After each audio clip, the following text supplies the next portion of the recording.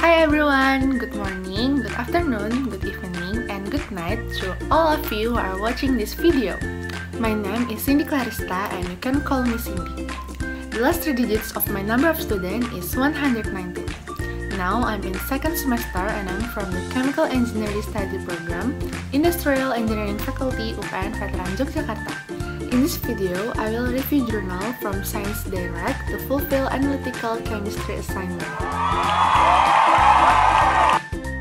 So, on this occasion, I will present a journal club presentation with the title Composition of Anthocyanins, Betalains, and Carotenoids with Biopolymers. And the journal I will review is an Food Research International journal. This journal was written by Felipe Roca, Jacqueline de Paula Rezen, Manuela Michel dos Santos Dias, Vinicius Rodrigues Arda Pinto, Paula Cesar Stringheta, Ana Clarissa dos Santos Pires, and the last is Marcia Cristina Teixeira Ribeiro Vidigal. They are from Food Science Department, Federal University of Viçosa, Peter Henry Rolfs Avenue, Brazil. The second is Department of Food Science, Federal University of Lavras, Brazil. And the third is Department of Chemical Engineering, Centro Universitario de Viçosa, Brazil. This journal was accepted in November 2022 and available online on December 2022. And here are also doi from the journal that I review. There are several keywords from this journal, namely color, bioactive compounds, thermodynamic properties, and natural pigments. And there are several points discussed in this journal, namely abstract, introduction, composition and encapsulation techniques, evaluation of binding parameters between natural pigments and biopolymers, and last is conclusions.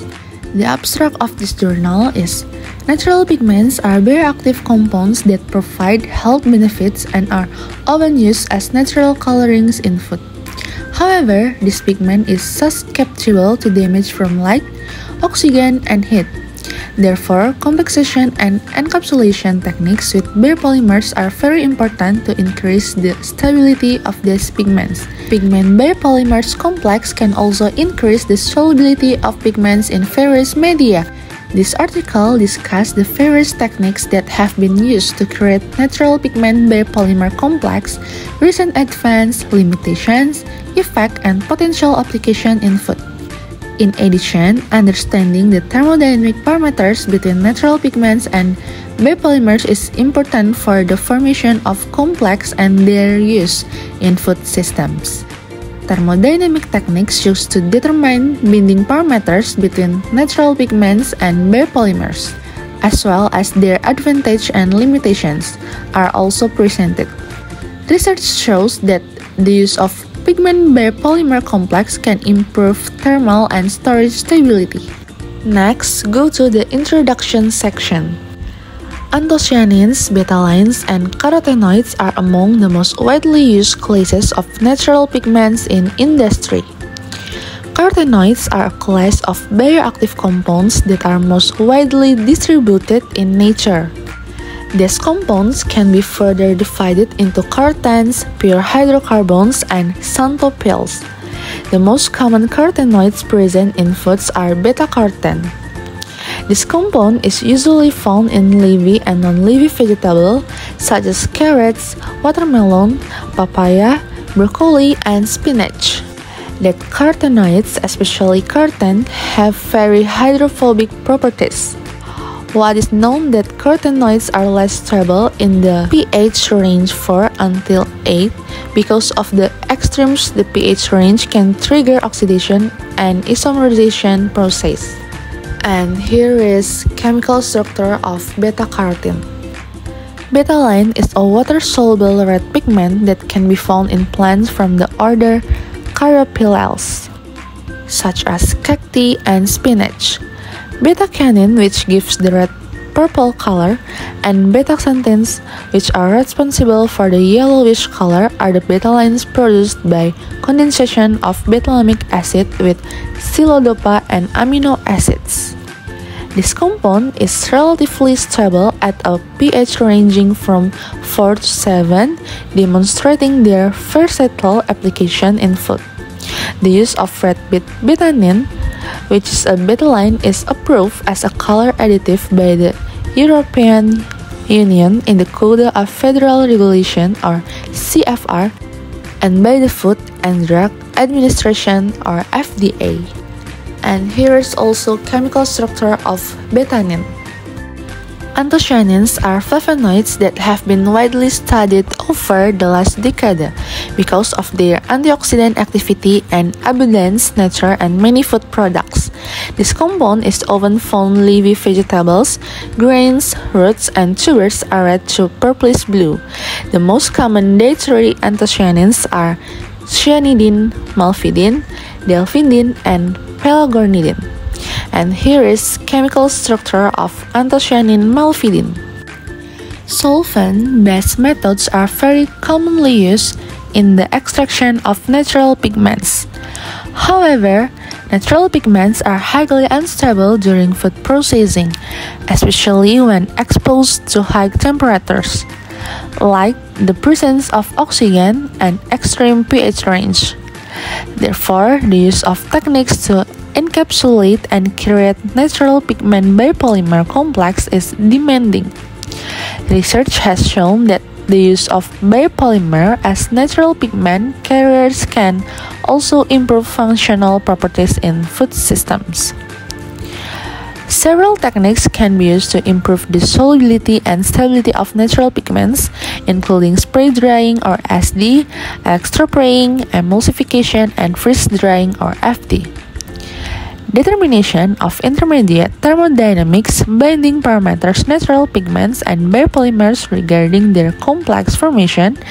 It is important to obtain complex for successful application in different food matrices. For example, to identify the most adequate vehicles for natural pigments in food system, and also to determine the best condition for producing such natural pigment biopolymer complex. In this regard, this review aims to present current investigation as well as advantage, limitation, and impacts of use complexation and encapsulation techniques on natural pigments, such as carotenoids, betalines, and anthocyanins, the potential application of these complexes in food system, and the binding parameter between pigment and biopolymers are also discussed in this study. And the second one is complexation and encapsulation techniques. Use of natural complexation and encapsulation techniques pigments have been investigated extensively over the last few years to improve adapting the use of these pigments in food matrices.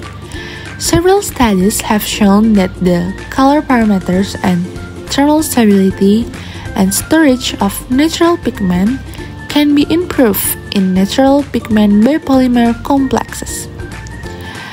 In addition, an increase in the water solubility of some hydrophobic natural pigment in these complexes can also be observed, as in the case of hydrophilic pigments.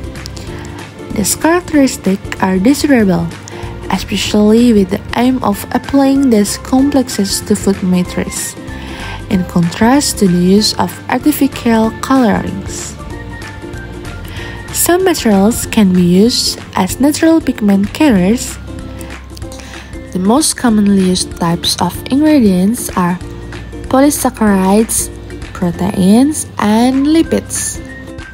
And here's the table 1 that summarizes the main complexations and encapsulation techniques, raw materials used for this purpose, and the results obtained for natural pigment biopolymer complexes. We can see in the table that natural pigments is carotenoids. The complexation method, the first is spray drying and electrospraying. The materials is zein protein in ethanol solution with beta-carotene in glycerol solution.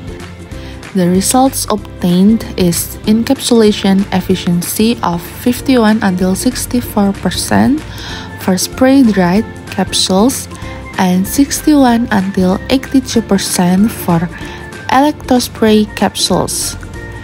31 until 66% of encapsulated beta-carotene after in vitro digestion. And the reference is Mahalaxmi et al. 2020. The second complexation method is spray drying. With the materials is beta-carotene with beta-silodextrin as wall materials. The results obtained is production of inhalable beta-carotene aerosol, encapsulation efficiency of 53 until 63%. The reference is from Lavanya et al. 2019. The third complexation method is spray drying. The materials is lutein with beta-silodextrin and steviocyde as well materials. The results obtained is increase in lutein's in vitro bioaccessibility by 100%. And the reference is from Su et al. 2020. The fourth complexation method is freeze drying. And the material is lutein, zeaxanthin, alpha-cryptoxanthin, alpha-carotene, beta-carotene, and beta-cyclodextrin. The results obtained is increase in color stability of the carotenoids for the complexes under irradiance of 1400 Lx and temperature of 25 until 31 degrees Celsius for 21 days.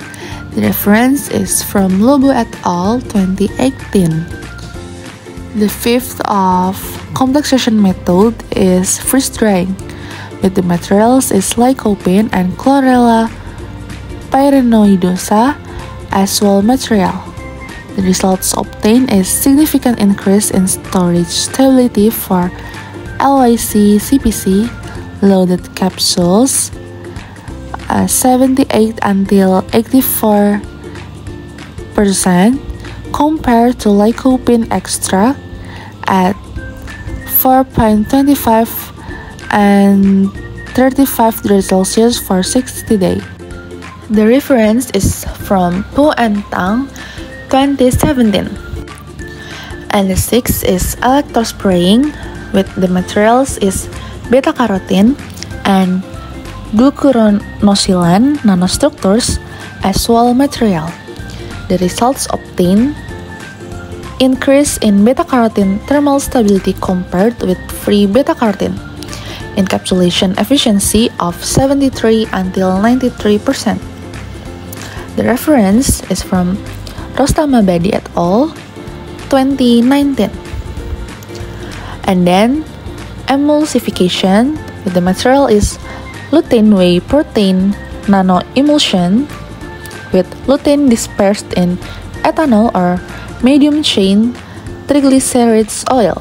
The results obtained approximately 95% of lutein retention after 4 weeks of storage at 425 and 37 Celsius.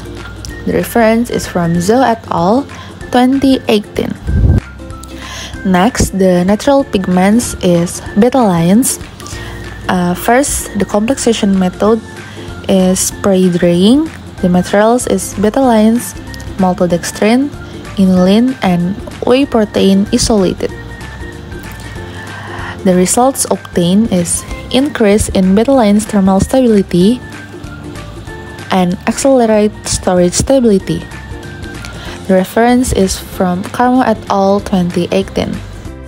And the second is spray drying. With the materials is betalains and mucilage from Opuntia ficus indica. And the results obtained is protection against color degradation after 3 months of storage at a temperature of 4 Celsius. And the reference is from Delia et al. 2019. The third is spray drying. with the materials is betalains with maltodextrin and cactus mucilage as wall materials. The results obtained is 90% of betalains retention after 49 days at 62 Celsius of storage for the betalains microparticles with maltodextrin. For the blends with cactus mucilage and maltodextrin, it was reported a retention rate of 60% in contrast with 40% for pristine betalains. The reference is from Carmona et al. 2021. And the next composition method is spray drying and freeze drying. The materials is betaline and pumpkin protein isolate. The result obtained is 92% of encapsulation efficiency for freeze-dried samples and 75% for spray-dried samples. Increase in antioxidant activity of betalines. The samples were easily digested in vitro digestion. The reference is from K-Graphic et al. 2020. Next complexation method is freeze drying, with the materials is betalines with maltodextrin as wall materials. The result obtained is encapsulation efficiency of 80%, increase in thermal stability as well as a significant increase in antioxidant activity for the encapsulated samples. The reference is from Lee et al. 2022. And the last complexation method is freeze drying, with the material is betalines with soy protein as a wall material. The reference is from Sapanja et al. 2020. So the next natural pigments is anthocyanins, with the complexation method spray drying and freeze drying. The materials is anthocyanins from red fresh apple, gum arabic, and maltodextrin. The result obtained is encapsulation efficiency of 93.8 to 96.8%. Significant increase in light stability by exposure to natural light for 12 days and heat stability for 80 Celsius for 1 and 2 hours for the capsules of anthocyanins compared to non-encapsulated anthocyanin extract. And the reference is from Su et al. 2019. Next is spray drying, with the materials is anthocyanins extract from macui with inulin or sodium alginate as wall materials. The result obtained is encapsulation efficiency of 66 until 79%, increase of 10% in the bioaccessibility for anthocyanins in the microcapsules compared to anthocyanins from macui juice. The reference is from Fred et al. 2018. The next is freeze drying, with the material is anthocyanins extract with cytosan alginate as wall materials, and the results obtained is encapsulation efficiency of 66 until 79%, increased antioxidant activity 40% in the nanocapsules compared to pristine anthocyanins extract. The reference is from Doronio et al. 2022. Next, complexation method is freeze drying, with the material is anthocyanins extract from berry fruits with maltodextrin fiber from corn, modified starch derived from waxy maize, and K-carrageenan. The result obtained is after storage for 90 days, the powders presented a retention of 72 until 88% of the initial amount of anthocyanins. The redness color remained unchanged after storage. The difference is from Rosa et al. 2020. Next complication method is emulsification, with the material is anthocyanins extract emulsions with sunflower oil as the oily paste. The rice extract diluted in water as the inner aqueous paste, and gum arabic in water as the outer aqueous paste. And the result obtained is encapsulation efficiency of 99.4%, significant stability of anthocyanins emulsion after 2 hours of in vitro digestion, 3.7% of anthocyanins released, simulated decimal fleet showed that the total release of anthocyanins is the double emulsion was observed within 20 minutes. The reference is from Huang and Zhou 2019. And the last one is emulsification, with the material is black rice anthocyanins as an antioxidant to whey protein and walnut oil emulsion. The result obtained is the addition of anthocyanins increase the physical stability of the emulsions after storage by inhibiting drop aggregation. Moreover, the addition of anthocyanins inhibited both protein and lipid oxidation. The reference is from Yu et al. 2020. Next, I will discuss about spray drying. Spray dryers are the most commonly used equipment to dry or encapsulate natural pigment biopolymer complex. Principle one of the spray drying techniques is to make a dry powder from a liquid with a flowing gas. First, the dispersion must be prepared, homogeneous, and finally sprayed through the nozzle into the collector present in the equipment, where the particles are retained after drying. One of the advantages of this technique is its low cost and the process is fast and continuous. Spray drying parameters are highly dependent on the natural pigment, biopolymer, and the mass ratio between the natural pigment and the biopolymer. Especially for natural pigments, usage is lower temperature can be more appropriate to reduce thermal degradation and maintains its bioactive properties.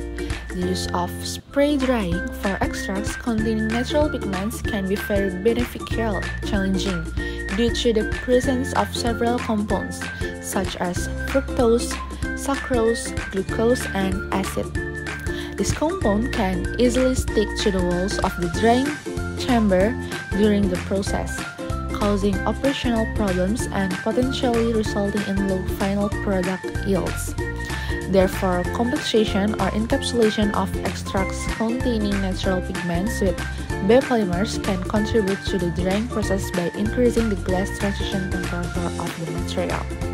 So this is a continuation of the spray drying material.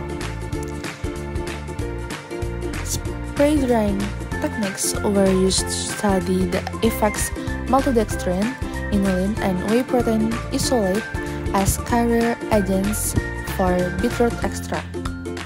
Regarding the thermal stability of the samples, the authors observed that the mass loss at 1025 Celsius varied from 15 to 27% for treatment with the carrier agent, whereas the mass loss of beetroot juice was 39%, indicating the protective effect of the carrier agent. Smaller color variation were also reported for the complex after storage for 7, 12, and 15 weeks compared with beetroot juice. Similar results were obtained by Daly et al. 2019, who used mucus from Opuntia ficus indica as a wall agent for beetlines from Escotria chiotila and Stenoceros queretaroensis. The color parameters of the samples were measured after 3 months of storage, and the results were visible that the encapsulated samples show a typical red purple color betanet, while the unencapsulated extracts show a yellowish color tone of vice. Spray drying can be successfully used to produce natural pigment biopolymer complex, providing protection against color degradation during storage. These findings suggest that the natural pigment biopolymer complex produced by spray drying has potential application. Food metrics providing better stability to this product in terms of color during storage when compared to the natural pigment extract contained in its original form. Okay, the second is freeze drying or FD. Freeze drying is a very commonly used method for drying natural pigment biopolymer complexes. The principle of this technique consists of sublimating the water contained in the sample at a very low temperature under a vacuum. First, the samples are prepared and frozen before drying. and the main drying step is the direct sublimation of the samples. That secondary drying aims to remove water absorbed from the product not removed in the first step. Some disadvantages of this technique are the high cost and time required for the process. The freeze-drying technique has been widely used to produce natural pigment biopolymer complex. According to the author, that is encapsulation efficiency varied from 86.5 to 92.3%. That is to observe higher betaline stability after 8 weeks of storage at 60 Celsius complex. In this study, the carotenoid beta-cyclodextrin extra complex was successfully applied isotonic drink with promising storage stability results. After 21 days storage, this complex presents much higher color stability compared to pure carotenoid extract. Likewise with improvements thermal degradation and storage after 60 days at 4, 25, and 35 Celsius. Lycopene capsules are produced with Chlorella pyrenoidosa as the raw material using freeze drying. Hess et al. At 2019 found that spray drying produced larger particles with higher carotenoid loss during storage compared to freeze drying. This is because spray drying causes particle collision and creates a porous structure that allows oxygen infiltration. The larger size of spray drying particles also reduce their surface area, hindering oxygen diffusion. And then Su et al. At 2019 observed that freeze drying produced a porous structure in the final product due to water sublimation, while spray drying resulted in smoother surfaces. However, unlike the previous study, they didn't find any difference in pigment stability between the two drying methods. Both spray drying and freeze drying techniques can also play a role in antioxidants' natural pigment activity. This difference can be explained by facts that high temperatures are not required for the freeze-drying process, which can be preserving the bioactivity of natural pigments. In some cases, the lower temperatures required during the freeze-drying process to naturally dry pigment biopolymer complex may be more appropriate because most natural pigments are thermosensitive. Despite their effects on morphology, natural pigments biopolymer complex produced via freeze drying are, in some cases, viable. Its bioactive properties mean that apart from acting as a color additive, this complex can also act as an antioxidant compound in the food matrix.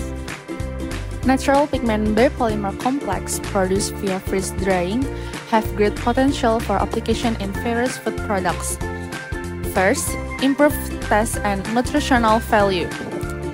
Mihalcea et al. 2018 showed that ice cream with 4% freeze-drying carotenoid microparticles was preferred by finalists and had higher carotenoid content and antioxidant activity after 21 days of storage. Second, improving probiotic function. Wansi et al. At 2018 found that the addition of 5% and 10% freeze-drying anthocyanin microcapsules in milk could increase the growth of the probiotic bacteria Lactobacillus casei after 21 days of storage. Next, improving food stability and texture. Rocha et al. At 2022 reported that freeze-drying betaline nanodispersion added to Greek yogurt improved the rheological stability and stability of betaline under acidic condition and storage at 4 Celsius without affecting the viscoelastic properties of yogurt. Okay, next is electrospraying. The principle of electrospraying, also known as electrohydrodynamic autobusation, consists of the application of an electric field in the dispersion to produce particles. The equipment consists of voltage power supply, shearing pump, shearing with a curtain diameter, and a collector for samples. The voltage used are usually sequential kilovolts, and the electric field applied in the process can reduce possible aggregation of particles through electrostatic repulsion, because particles can be filled during the drying process. A schematic image is shown in Figure 4. The dielectric constant of the solvent is very important in the electric spray drying process. This is because this drying principle uses an electric field to deliver the material to the nozzle and dry it. Therefore, organic solvents are more suitable for this process than non-polar solvents. Vapor pressure and solvent volatility also need to be considered. Highly volatile solvents can cause uneven drying and affect particle morphology. On the other hand, solvents with high vapor pressure can cause premature drying before the material forms. The intensity of stress applied in the process can also influence particle size. Higher voltage can increase biopolymer mobility and solution conductivity, resulting in smaller particles. Comparison of electric spraying and spray drying. Mahalakshmi et al. At 2020 said that beta-carotene electrospraying nanoscapsules are superior to spray drying microcapsules.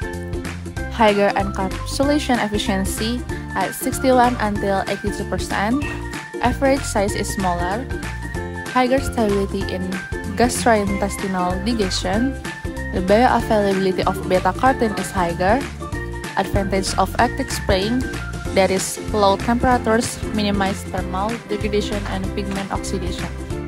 Next, the advantage and disadvantage of electric spraying. The advantage is low temperature, atmospheric pressure, maintains the antioxidant properties of pigments, reduce thermal degradation, and the disadvantage is low product yield, limiting large-scale application. Rodriguez et al. 2020 investigated the effect of ethanol concentration on the morphology of natural pigment biopolymer complex prepared by electrospraying. The method is WPI biopolymer was used to encapsulate BC pigments, an output voltage of 20 kV and a flow rate of 0.5 ml per hour were used. Three solutions were prepared with final ethanol concentration of 5%, 10%, and 15%. And the results is dynamic light scattering show that higher ethanol concentrations produce larger capsules with a wider size distribution or polydispersity index. This suggests possible protein aggregation caused by ethanol. Tam and Sam showed that the nanocapsules retain their spherical shape after rehydration in water. This indicates that electrospraying with WPI increases the water solubility of the material, even though BC is hydrophobic. So the conclusion is ethanol concentration influences the morphology of natural pigment biopolymer complex prepared by electrospraying. Higher ethanol concentrations produce larger and more dispersed capsules. Although ethanol can disrupt protein structure, electrospraying with WPA can increase the water solubility of the material. Next is emulsification.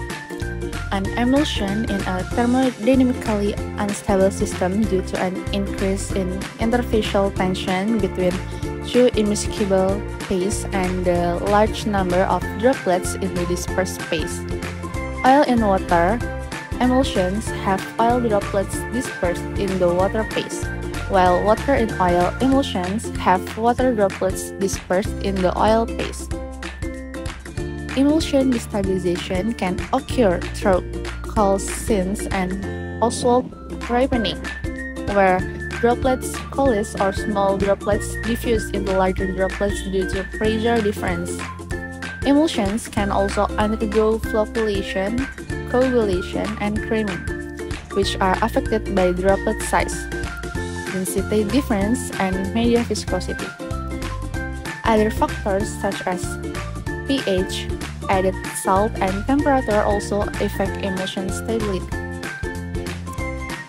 The type and parameters of homogenizer equipment such as high pressure, ultrasonic, and microfluidizer, as well as the concentration of the oil paste, greatly influence the droplet morphology and emulsion properties.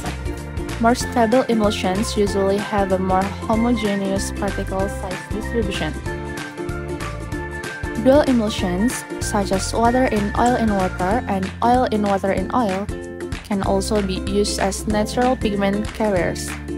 In research by Paula et al. 2018, the use of guar gum in a double emulsion increased the stability of anthocyanins and the half-life of this pigment by 2.4 times, and showed a high encapsulation efficiency of 90.6%.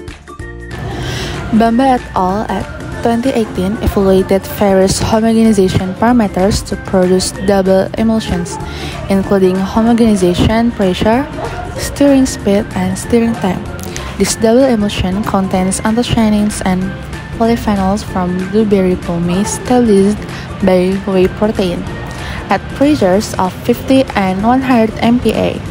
The particles show a smaller measure of polydispersity, but at 200 MPa, the protein can be denatured, changing its structure and reducing the stability of the droplets. High stirring speeds can increase the temperature, causing destabilization of the emulsion. Pagano et al. 2018 reported that the flow rate in the microchannel also affected the stability of betaline in WOW emulsions. Higher flow rates increase the polydispersity of the particles. Lower emulsifier concentrations facilitate emulsion breakdown and droplet coalescence, whereas betaine acts as a stabilizer by generating electrostatic repulsion between droplets. Cannabio Galindo et al. 2019 aided a double emulsion of betalines to yogurt, increasing antioxidant activity and bioaccessibility, and did not affect lactic acid bacteria after 36 days of storage. Zeaxanthin carotenoid nanomulsion added to yogurt increases bioaccessibility after in vitro digestion without reducing sensory acceptability. Overall, emulsifications is an effective and low-cost method to produce natural pigment biopolymer complex. However, because emulsions are thermodynamically unstable, this technique may be less suitable for a food system with long-term storage requirements. There are Pickering emulsions. The main difference between conventional emulsion or CE and Pickering emulsions or PE are: conventional emulsion or CE is made by homogenizing two immiscible components such as water and oil with the addition of an emulsifier.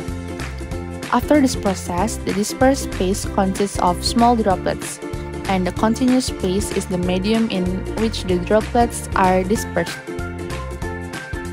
Pickering emulsion or PE is stabilized by solid particles that accumulate at the oil-water interface, providing a steric hindrance that helps delay droplet coalescence.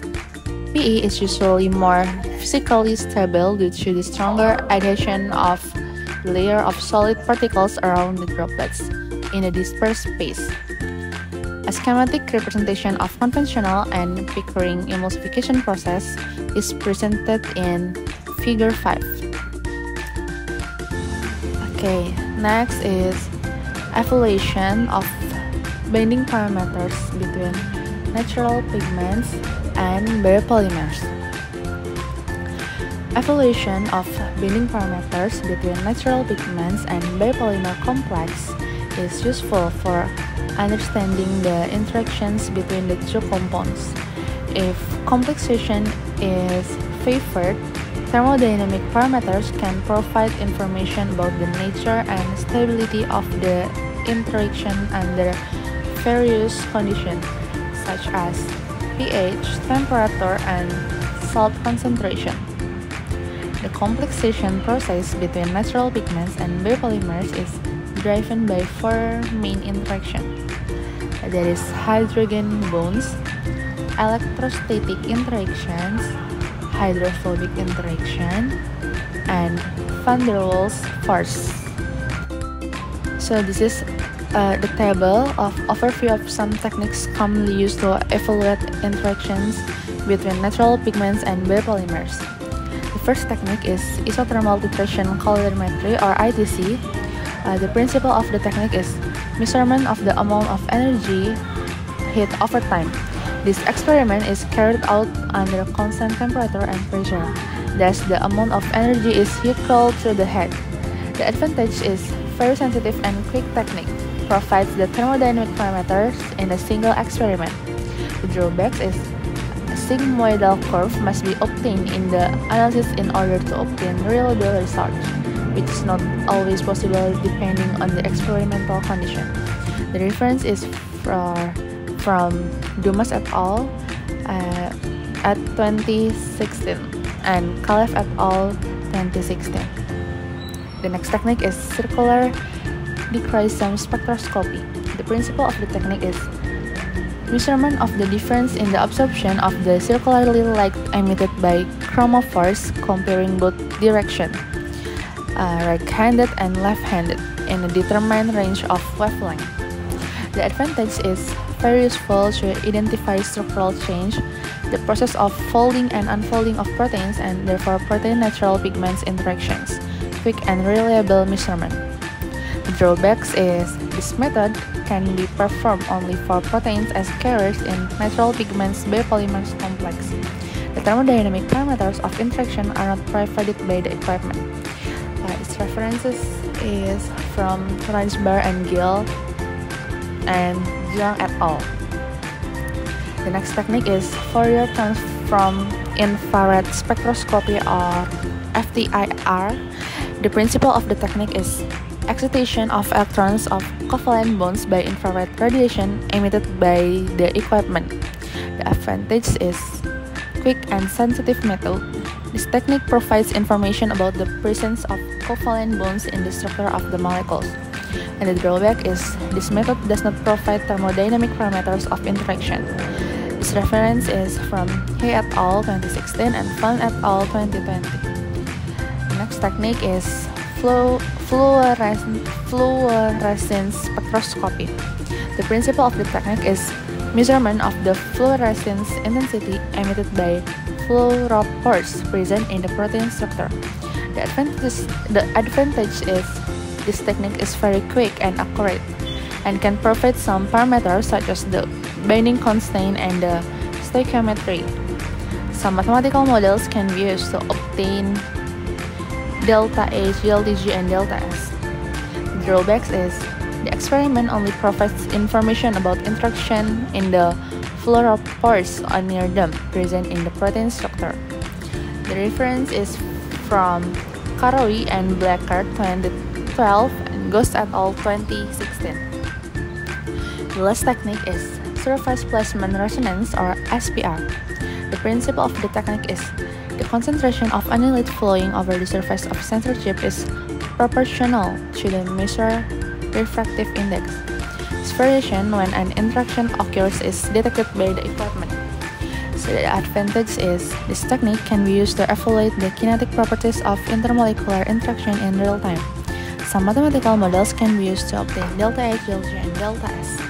The drawbacks is SPR, or surface placement resonance sensor, require high cost investment, reagents, and operation. Some chemical modification in the structure and the biopolymer might be required due to the specificity of the immobilizer sensor present in the equipment. Moreover, the interactions in the immobilized groups of the biopolymer cannot be determined. And the reference is from Prabhu et al. 2018, Zhou et al. 2019, and Rizan et al. 2020. Next, we will discuss about isothermal titration colorimetry. Isothermal titration colorimetry, or ITC, is a powerful technique for evaluating bending parameters between biopolymers and natural pigments. This technique measures the amount of heat energy released or absorbed when a natural pigment is titrated into a biopolymer suspension under conditions of constant temperature and pressure. The enthalpy change is equivalent to the heat generated during the titration, which is compared to a reference cell containing the biopolymer without titration. The heat generated from the reaction and interaction between two components is measured over time, taking into account non-specific effects such as dilution effects and heat from mixing buffers. To overcome this, control experiments were carried out with solvent only. ITC, or isothermal titration colorimetry, provides several thermodynamics parameters like standard enthalpy change, bending stoichiometry, bending association contact, and association constant, and standard Gibbs free energy change. In figure 6, we can see the schematic overview of an ITC at the top and a schematic representation of the graph provided by the experiment in the bottom. Fourier transform infrared spectroscopy, or FTIR.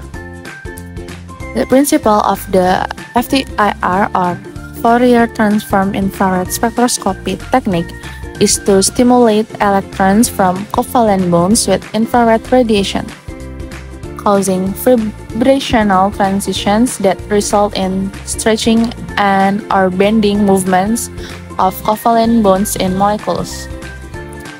FTIR uses the interference between two infrared beams as a function of change in the path length between them, called an interprogram. Infrared radiation is split by the beam splitter, reflected back by the mirrors, and then recombined to produce interference due to path length difference caused by the moving mirrors. FTIR can show how the complexation process between biopolymers and natural pigments affect certain groups of covalent bonds in the molecular structure. Although the main interactions between natural pigments and biopolymers are driven by hydrogen bonds, electrostatic interactions, hydrophobic interaction, and van der Waals force. And then there are fluorescence spectroscopy. Fluorescence spectroscopy measures the intensity of fluorescence emitted by fluorophores in protein structures. When a fluorophore interacts with a compound, the fluorescence intensity decreases due to the reduction in available fluorescence. This technique evaluates the excitation of molecules caused by the absorption of light, which causes the molecules to return to a stable state by emitting fluorescence. Fluorescence quenching can be static or dynamic, influencing the complexation process and quenching constants. Fluorescence spectroscopy is a commonly used technique to evaluate binding parameters between natural pigments and biopolymers. However, this technique is limited to proteins containing fluorophores in their structure. Nonetheless, fluorescence spectroscopy is a powerful and informative method to study binding parameters.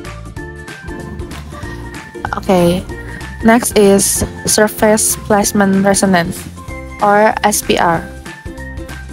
Surface placement resonance, or SPR, is a technique that uses equipment consisting of a waveguide or metal dielectric chip and surface placements when the biopolymer solution is injected. Part of the structure is immobilized in the biosensor. Then a natural pigment solution is injected, and the difference in refractive index due to the interaction between the biopolymer surface and the natural pigment is measured over time. Electrons in the chip absorb photons of light at certain angles, resulting in surface placement resonance, which changes the angle of refraction of the light and lowers its intensity.